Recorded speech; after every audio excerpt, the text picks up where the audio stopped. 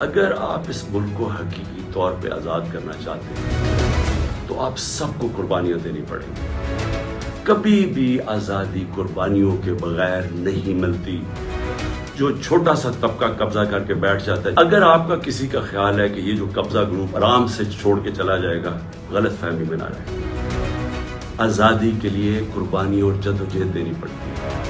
آپ سب کو میں آج کہہ رہا ہوں کہ میں تو تیار ہوں، میں اس کو جہاد سمجھتا ہوں، میں پولیٹکس نہیں سمجھتا۔ آپ نے خوفزدہ ہو کے اپنی آزادی کی تحریک سے پیچھے نہیں ہٹنا، کیونکہ ایسا موقع شاید آئے نا جو اس وقت قوم کھڑی ہوگی اور جو شعور آ گیا قوم میں، جو ہمارے نوجوان آج کھڑے ہو گئے ہیں، آپ نے اب اس سے پیچھے نہیں ہٹنا۔ یہ تحریک ادھر پہنچے گی جدھر ہم اپنے آپ کو ایسے ایک وہ پاکستان بنے گا جدھر ہمیں کوئی خوف نہیں ہوگا کہ ہمارے اوپر کوئی ظلم کر سکے۔